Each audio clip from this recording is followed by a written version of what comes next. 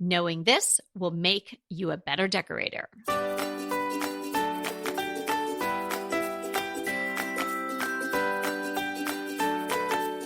Welcome to Decorating Tips and Tricks. I am Kelly Wilkness. I'm here with Anita Joyce. This is episode 314.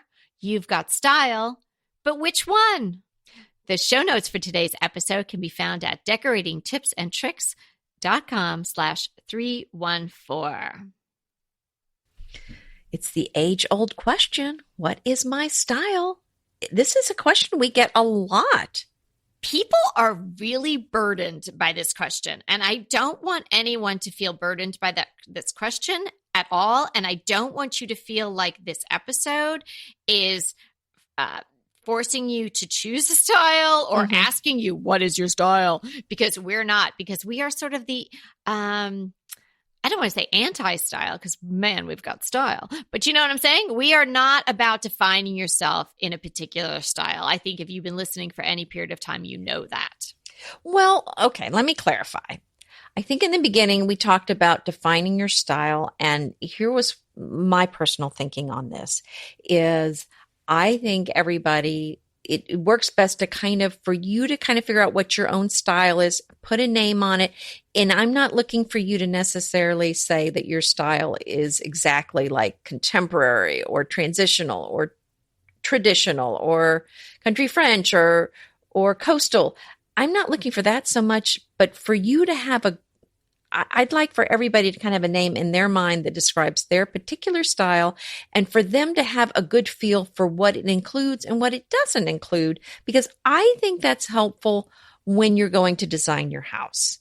But, I'm not suggesting in any way that you should tightly fit in any particular box. We're not about putting you in a box, but I think defining what you're looking for and maybe more importantly, what you're not looking for is helpful to making your house look cohesive. How's that, Kelly? That is perfectly put. And that is exactly the way I feel about it too. It is helpful to have a sense, and that's why we're doing this episode today.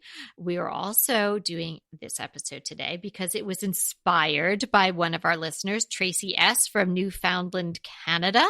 Hi, Tracy. Tracy, thank you so much. She initially emailed us with a lovely things to say, but also with a photo of her feeding birds from her hand in the snow. I mean, how darling is that? Oh. And what a nice person to be doing that. But yeah. And then Tracy and I had a little bit back and forth in emails, and she told us that she would love to hear an episode about the different sorts of styles, and which got me thinking that a lot of people probably would as well, because as we said in the beginning, this is a burning question. Now, I totally agree with what Anita has said. And I think that people are in a sense burdened by this question because they ask it or they get asked it when they're decorating or when they're starting a new home or moving to a new place. Well, what's your style going to be? And then people are like, oh my gosh, I don't know. Like, I like so many things. I love so many things. I have so many Pinterest boards. I don't really know. So you don't have to fit in to one of these styles is kind of what we're saying, but it is great to know what is out there. So it's best to know the hallmarks of these various defined styles, and then you can venture to create your own, because that is really having your own true signature style. And that's what we want to help you get to, a point where you've made your house so much you that it is not necessarily reflective of a generalized style. It's got the hallmarks of some, but it's got a lot of personality. It's got a lot of you. Okay, well, let's get started. Which one do you want to start with? Well, I just think since we're here with you, we should start with the French country, which I have a lot of too. But, Anita is, deep into the French country. Mm-hmm. Well, and I have to say that I have often referred to my particular style as farmhouse French versus country French because my style is not exactly the traditional country French style. So let's talk about what that is. Well, which is exactly what we're talking about, because you have taken that and you've evolved and you made it your own. But if we're saying, if we're giving like the definitions or the hallmarks of these different styles, so what country French would be the style of a house, a cottage, a maison in the countryside of France. So these would be more of the rustic things. These are not the fine French furniture that you would find maybe in Paris of the city folks, but this would be the people out, the farmers, people that didn't have lots of money. So this would be working furniture. This would be rustic furniture.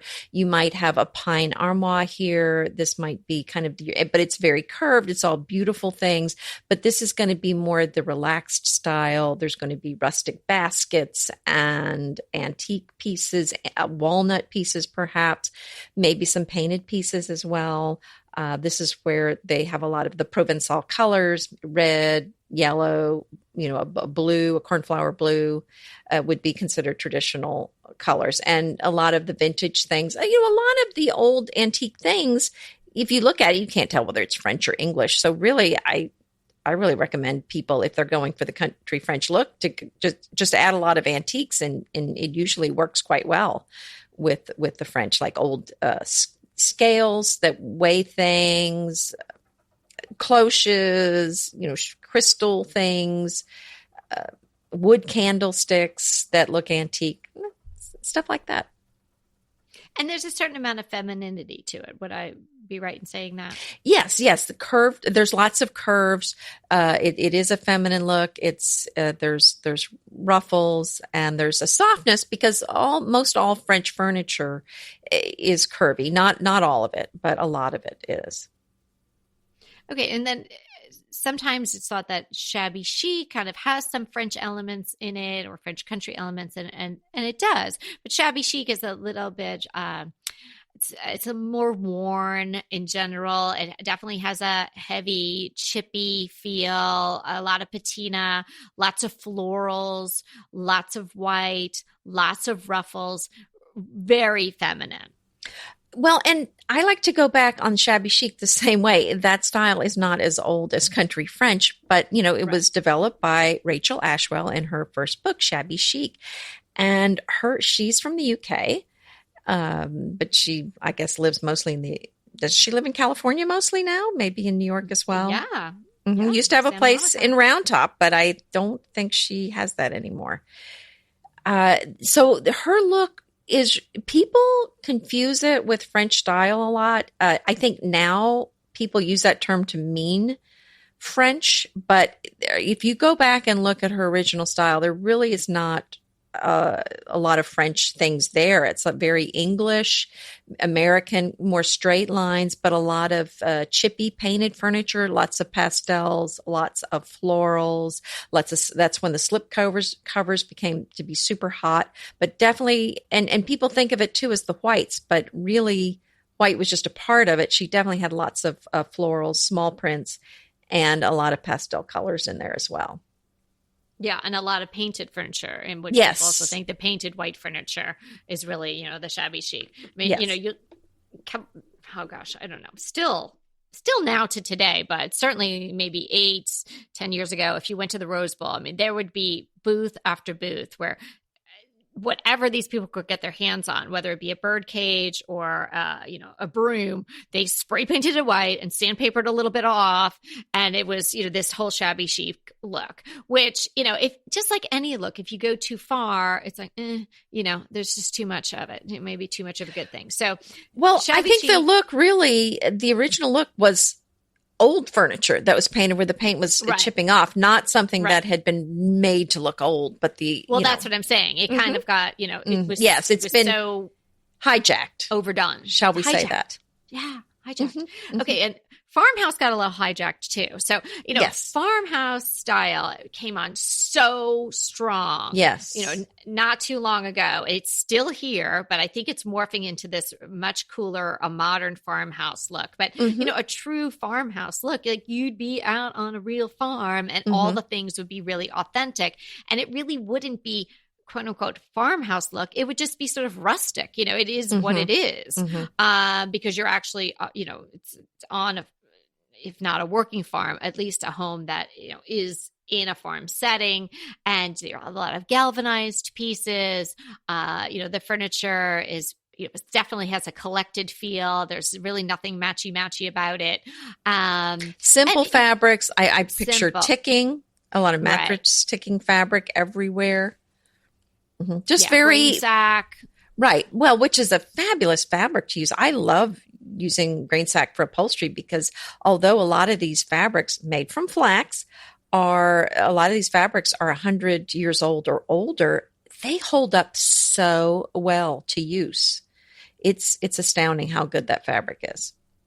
Right. So then the farmhouse, we galvanize things. I always say pitchers, little stools, enamelware, sorts of accents, enamelware, great point. Things like this. Again, it's pretty simple lines along, maybe the shabby chic, more American or English type of lines, not as curvy as the French. But I think what happened with the farmhouse is that then it sort of slid into this mass-produced, too cute, signs, and everything was galvanized. So we kind of got a little, I don't want to say diluted because it was not diluted. It was overpopulated, but the look just kind of, it was just too much. They tried to do too many things in the farmhouse look. Yeah. Overdone. So and there were a lot of things made in the name of farmhouse that really weren't in the name of farmhouse. That were not they were called farmhouse, but they really just weren't that nice. But that's what happens. Something becomes popular and then it's mass produced somewhere else. And it's just, it kind of doesn't really look that great, but it's kind of that look and people have it for a while. And then when that look goes out, they're thinking, oh, this wasn't really made that well to begin with. I don't really want to keep this. Right. So what I'm saying by using that word diluted, it kind of diluted the effect of the real authentic stuff because it was just too much of it. So even if you came upon, a real old galvanized oversized pitcher, it didn't seem that special because you could get one at Target for half the cost and so like at Round Top, I love that they sell old, for example, chicken feeders and then they remorph it and use it for something else. I mean, it's pretty cool how they my style in particular was really inspired by shopping at Round Top because they would have these French chairs out in a field with a hay bale behind it and maybe this chicken feeder next to it. And I thought, I kind of like that rustic and refined together. Yes, it's fantastic. And so I think, what Anita's saying about reusing these interesting farm actual pieces of equipment and things like that started the more modern farmhouse look, where it's there's maybe even a little splash of industrial mixed in there. And we'll talk about that one too, but it's definitely a lot cleaner lines. It's not cutesy. There's no fresh eggs for sale signs. It is clean. There's some maybe exposed wood, lots of whites. There's just a really nice feel about the whole farmhouse style because it's very welcoming and it's sort of embracing of the family and things like that. So it's a great look. It kind of takes the cues from sort of provincial looks for the ultimate mix of like the highs and the lows. It's a really nice contrast with the modern farmhouse. I'm really liking that look now. Yes. And while we're talking about very traditional looks before we go the other direction, I wanted to throw in Gustavian because it is something I adore, but it's not something that a lot of people know about. It's not a very commonly used style. The real Gustavian antiques are not as easy to find. They weren't, the French things were made everywhere, not just in France. So the French style chairs you can find everywhere. But the Gustavian look really wasn't copied other places. So to find the real Gustavian antiques, they're from Sweden. And these were originally came into style around the time King Gustav III was reigning, which was, I think, late 1700s. Anyway, long story short, those pieces, the real authentic pieces, are extremely expensive.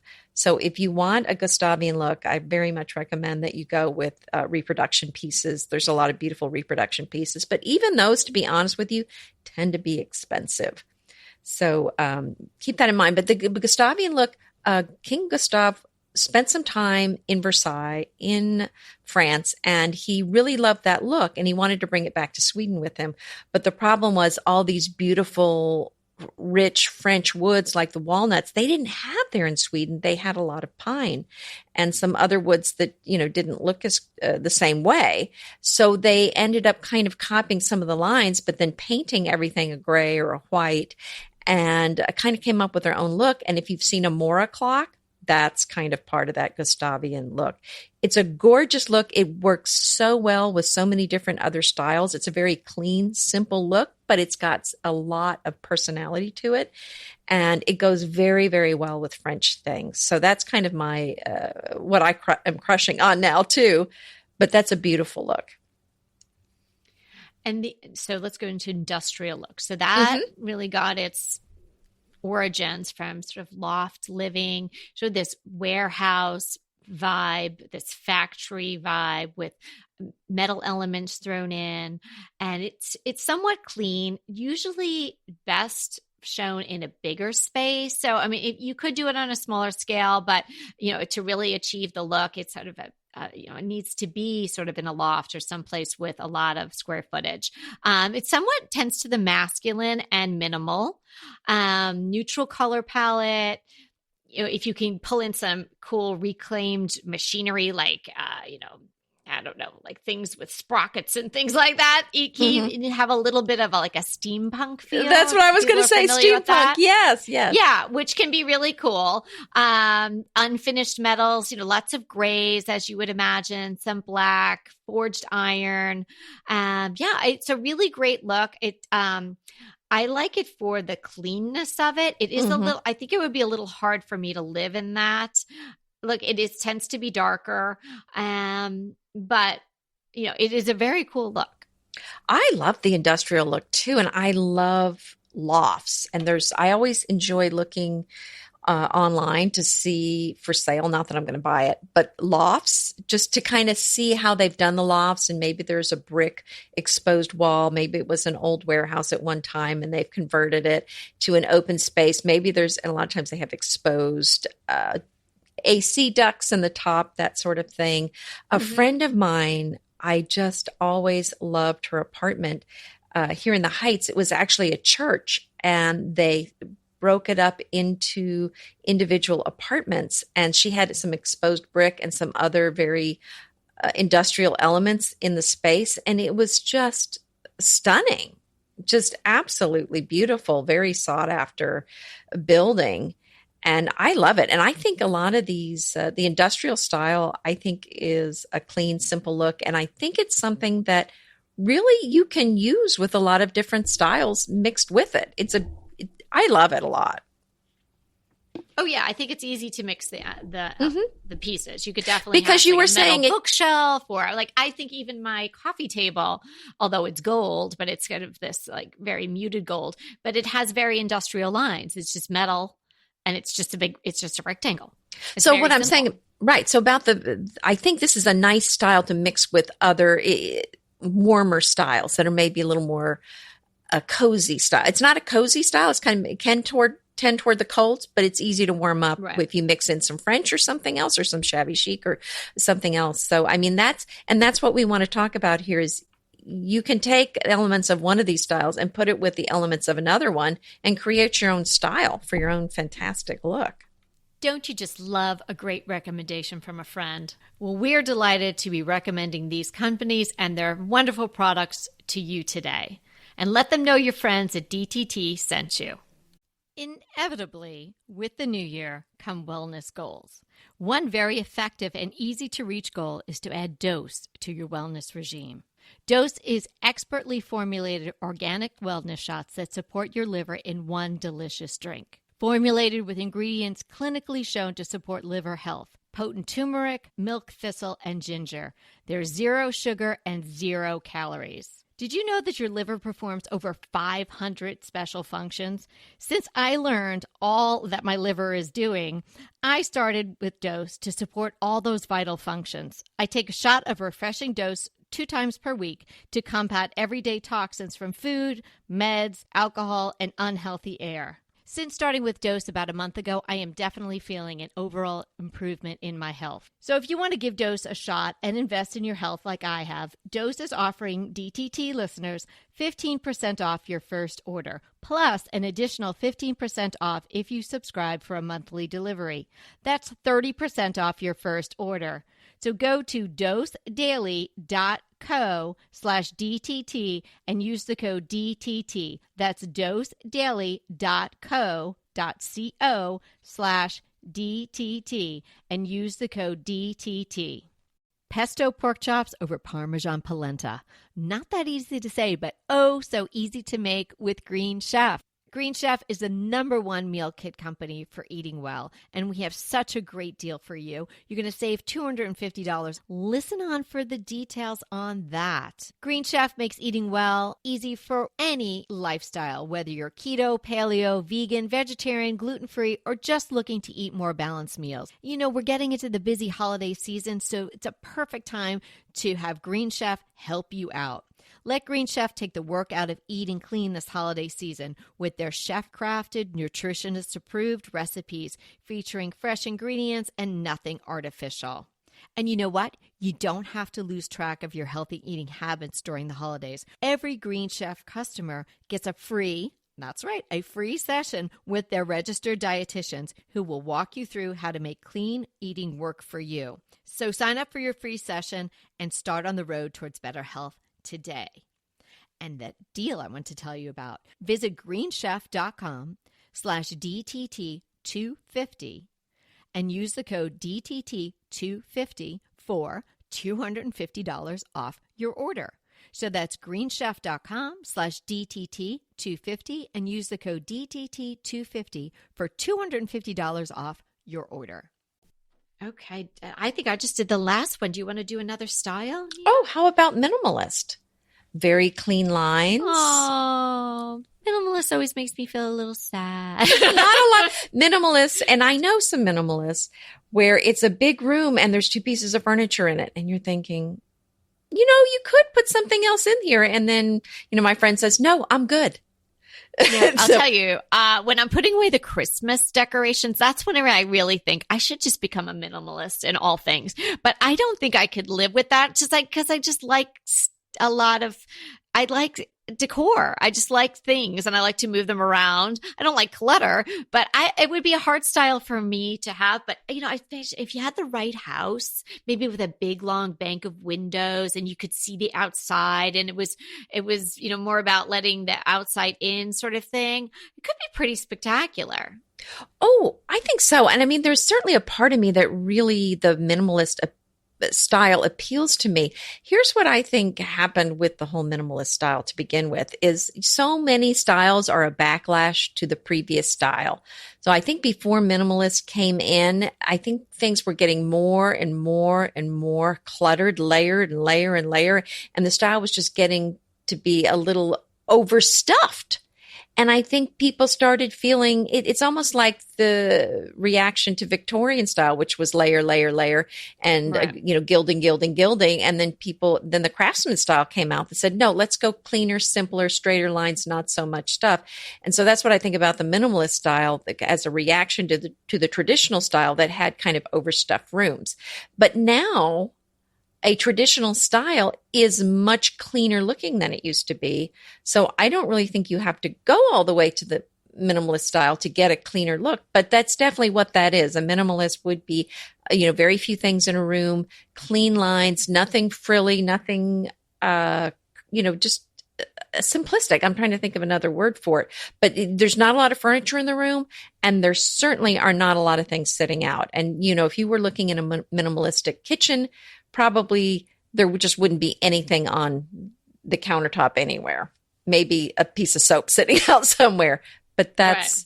You know, that's kind of the look. And and for some people, I think it's really perfect for them. Yeah. And, you know, particularly if you collected modern art or something like that, like that would be so spectacular. You just have a great sofa and then you just have one fabulous piece of art, it could be great. I mean, not something you're going to want to have when you have a lot of little kids, or I guess that would be harder to have that. But well, you don't have them knocking your tchotchkes over because there aren't any. You don't have any tchotchkes, but they will have tchotchkes. They have their own tchotchkes. Yes, they do come with them. Here's a one, but then they kind of leads into the other. Contemporary and modern. Oftentimes those are confused. Glad you're talking about those. Yeah, and the terms are sort of mixed up. So, what is contemporary? Contemporary style is just, as the word implies, completely of the moment. While modern interior design styles can, sort of mean anything from like the 50s through the 80s. So contemporary interior design tends to also have a little bit more freedom, as modern is a little more fixed around like squared graphic lines and a certain time period. Yeah, I think contemporary is a little more open to interpretation. It's a little more fluid than modern. And, it kind of reminds me then to go one step more, to go transitional is kind of part contemporary. Right. And part traditional. So that's even one more step away from the modern. Right. Yeah. So contemporary and modern are like maybe a little bit closer, and then traditional and transitional are a little bit closer, in looks to the untrained eye. But now you all have trained eyes, so you got it now. Yeah, and this is something, if you search on Pinterest, that might help you with some of these, because it's hard for us to communicate all of this without getting to see it. And can you even believe that we podcast about decorating without pictures? It does. Yeah. I mean, we were told we couldn't do this, and we said, I think we're going to try. And then we said, we're doing it. We're doing it. You're not the boss of us, or at least That's one of right. us said that. Yeah. So, well, now that we've mentioned those two, so we've got traditional. So that is, that's rooted in traditional interior design ideas. It has a lot of symmetry, beautiful fabrics, and maybe some family heirlooms. There's layering, antiques, vintage item. Yes. Some luscious fabrics often. Right. Yeah. Some rich colors perhaps, and some rich, beautiful fabrics. If you think of a designer that is really rooted in traditional design, is maybe a Bunny Williams, something like that.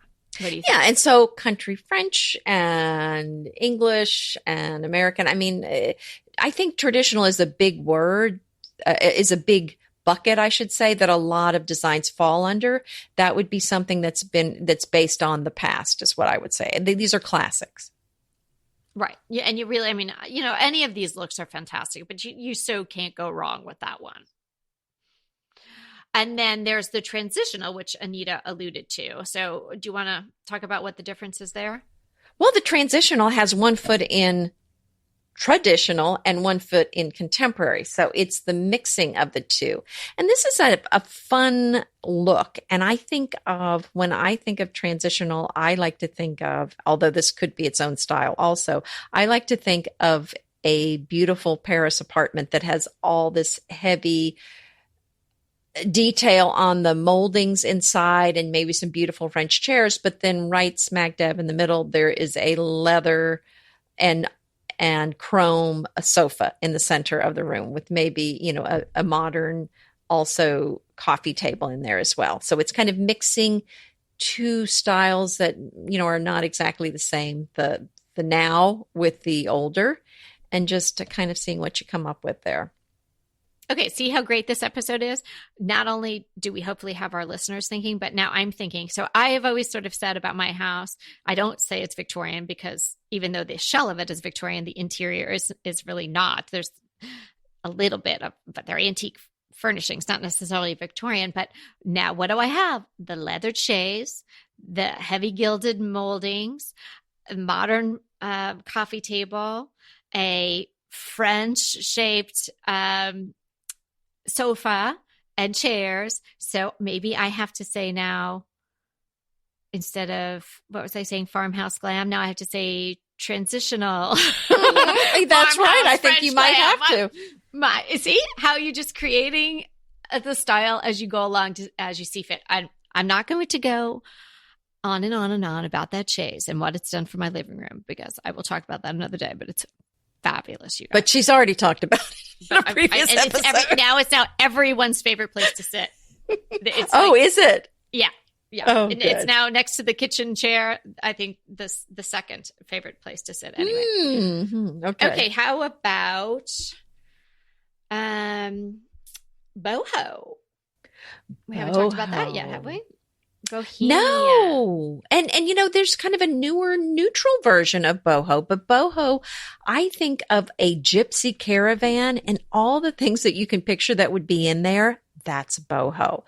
Rich colors, tapestries, rugs. Think about something where you would, maybe kind of 1800s, kind of all these kind of exotic things, maybe from world travels. And you've got them in this caravan and you're just going, across the country. I don't know what the gypsies were doing, but they were in there with their tapestries and their rugs and beautiful things from around the world. Lots of color, lots of pattern.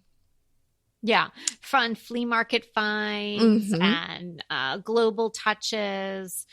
Kind of a mishmash, hangings. Really. Yeah. Macrame. And a lot. I think of it as kind of lots of layers. I think of it as it's the opposite. I would call that probably the opposite of minimalist too, because I see it also with lots of different patterns together. Mm-hmm. Yeah. And the rich colors. Unless you're doing the newer version that's kind of more neutral. Mm-hmm. Right. And it can tend to be a little feminine too. It could go that way. It could be sort of more globally inspired, or it can be a little bit more feminine because you're having these layers and there's ruffles and florals and things like that. I'm picturing it's a really fringe. Fun. Yeah. It's a fun, really, I think is great sort of really youthful look. I think it's lovely. It's a real breath of fresh air. I'm picturing, tassels too. Tassels and fringe. That's what I'm thinking. Now, mid-century modern was so hot here in LA and probably a lot of I think everywhere, well. Think of Mad Men. Think of, Don Draper's apartment. Mid-century, it's really the best of the 50s and the 60s and a lot of Danish-inspired furnishings, if not real Danish furnishings. So you've heard that sort of like Danish modern, if you, maybe your mom or your grandma had like the Danish modern furniture set or something like that. Like that is what people are scrounging around like crazy for to get at places like the Rose Bowl and Round Top. Very popular. It's kind of segueing its way out now.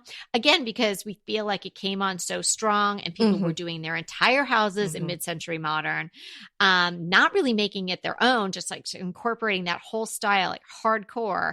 And then just like it did in the 50s and 60s when it went out, and what came in, I think colonial maybe. I'm telling you, it was the bicentennial. It was colonial American. It was the death of mid-century modern. But now, it came back. But then if you did it, your house all like that, now, even in 2019, now it looks dated again. So again, another example of where you want to be mixing in a lot of different things.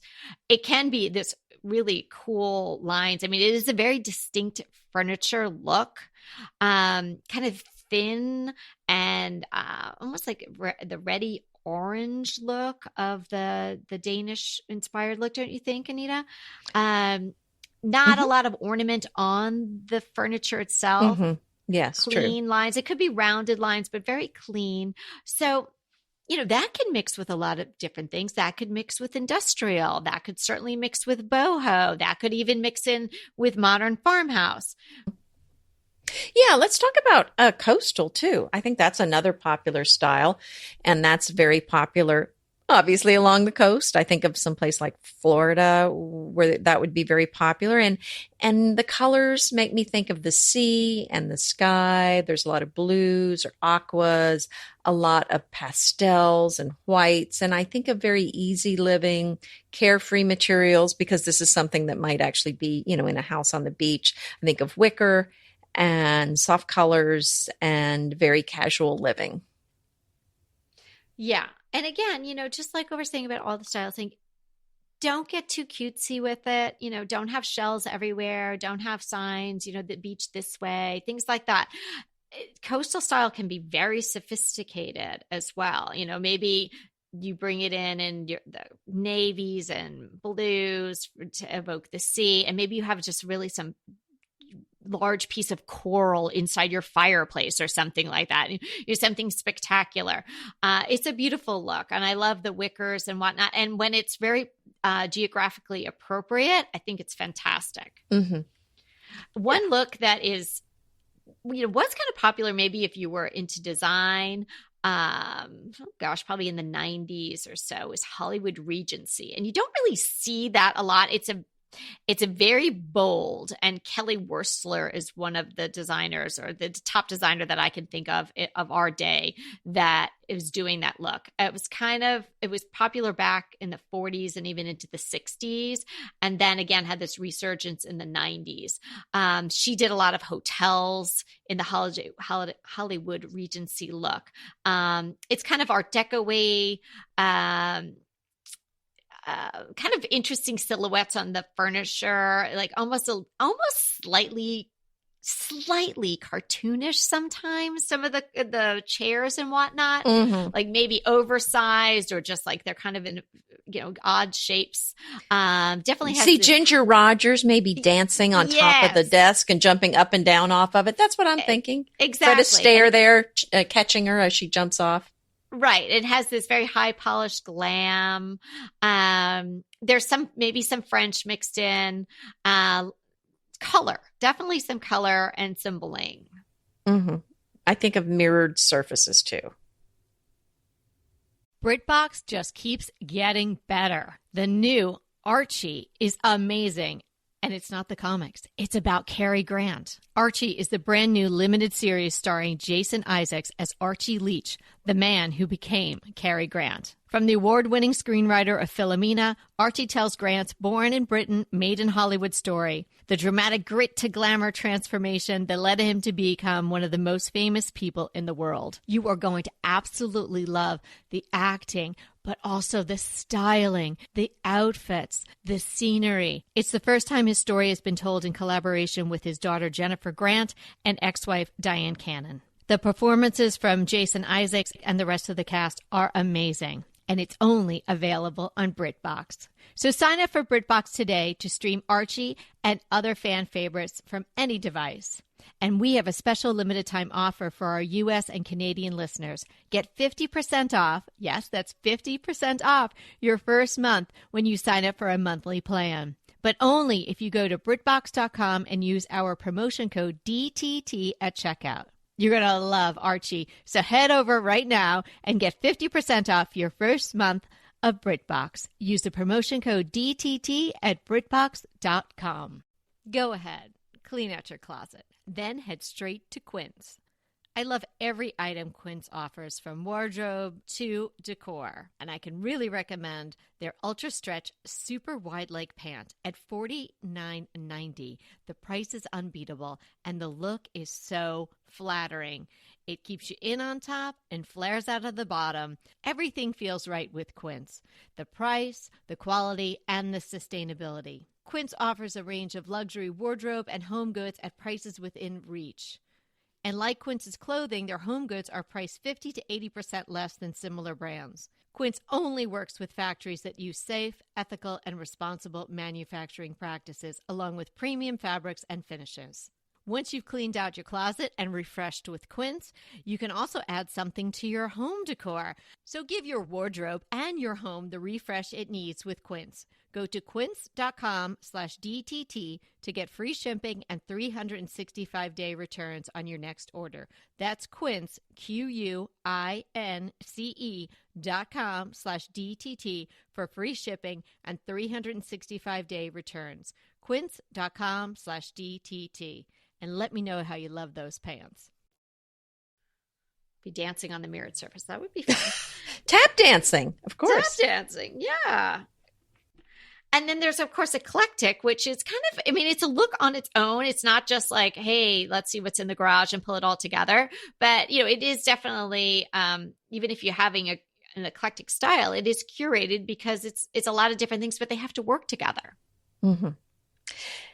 Yeah, that's kind of what we're saying too. I mean, that eclectic look, eclectic means combining different styles together, and it definitely can be done. And this is really what we're suggesting that you do, is come up with your own eclectic style, pull elements from different looks that you like and bring them together. And then, you can put your name on it. I mean, you can call it whatever you want.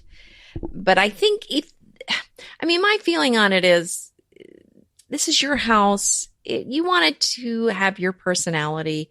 And I think rather than copying somebody, I love the idea of everyone kind of creating their own style and being proud of it and enjoying your home and showing it off to people and sharing it with your friends and family. And I think that's best done when it really is this unique blend of what you love. And, when you pull that together, it's going to be like nobody else's house. And the beauty of that, when you come up with your own style, is you weren't following the trends. So when the trends go out, your house is, where it was before. It's your style. I don't have to say anything. That was perfect. And what a good one to end on, which is eclectic, which is, in a sense, like, as you just said, what we're talking about is for creating your own style. So because today's entire episode was inspired by a listener question. So that's our listener question today. Tracy got a whole episode for her, but we do have a couple of crushes to share today before we go. Do you want to start, Anita? Well, mine are, once again, food. I just love. Are you fasting again? Because you've been thinking about food a lot. I did yesterday, not today. So the green tea mints, I have two. The green tea mints at Trader Joe's. And I know not everybody has a Trader Joe's near them. So my other thing, if you're on the gluten-free train, like Kelly and I are trying to do, Joy ice cream cones, gluten-free. Oh. And that's the brand. And they taste just like the regular ice cream cones. I had given those up several years ago. And when I found these, I thought, oh no, now I'm in trouble. Does it come, it's just the cone, or it comes with the ice cream in it? No, it's just a box of cones like the old style cones. Only these are gluten-free. Okay, so that's good. You'll be ready. Everybody will be ready for the summertime with their gluten-free cones. Love it. Mm-hmm. Yeah. Good one. How about yours? Well, I have one that is, I don't know even where I heard about this, but it is a vitamin supplement for your plants, whether it be indoor or outdoor. It is amazing, you guys. It's called Super Thrive, and it has been around a long time. In fact, it won the gold medal at the 1940s World's Fair. I think I used to buy that. Okay, and it comes in this little bottle, maybe it's maybe 3.5 inches tall, and you only need literally a drop in a large container of water, particularly for house plants. I had this ficus that it had been underwatered and then overwatered, and sometimes I'd forget to open the shade and it would get no sun, and it was just not thriving, let's just say. And I use Super Thrive, and it was amazing. But wow, you're going to crack up. I'll put the link in the show notes. But when you see this bottle, I know I used to buy that. Yeah, it has the picture of the inventor on it, who is this little old man, and it's like this picture of this little man. In a sense, it's the worst label possible. All the words are so super tiny, but it's so classic. Wonderful. Like, they should probably never change it. It has the gold medal on it, and then this picture of the man who invented it. It's a vitamin solution which includes kelp, and it does wonders. I mean, there are so many great reviews about it, so I highly recommend it. Oh, well, good. Yeah, and just maybe don't do it every time you water your plants. So maybe for your indoor plants, every other time, just think to put a little drop in the appropriate amount they tell you on the label, and then just water away, and it makes them so happy. Well, that's a good one. A classic. Yeah. I think this is a good one. So fun to talk about all these styles today. I really enjoyed it. I hope it helped Tracy. I hope it helped you. I hope it helped everybody else out there who's maybe wondering, what are these styles? And, how does my house work with all of these? And what am I? Mm-hmm. Now, did you say we had a listener question? No, because this was our whole entire episode was a listener question. Mm-hmm. All righty then. Well, I think there you go. You got a whole episode. And I hope this was helpful to you in creating your own style. And when you figure out what that is, email us. Let us know what you call it. Send us a picture. We love hearing from you. And our email is decoratingtipsandtricks@gmail.com. And thanks so much for hanging out with us again today. Remember, we're here to inspire you to create a beautiful home. Until next time. I want to remind you that we are available for design consults. We take on your design dilemmas, questions, renovations, any project you want to talk about, any room, any space. We are here for you. And we really do enjoy doing these. And I think we've helped people a lot. So if you want to sign up for a consult, head to the link in the show notes. It's decoratingtipsandtricks.com/consult. We hope to talk to you soon.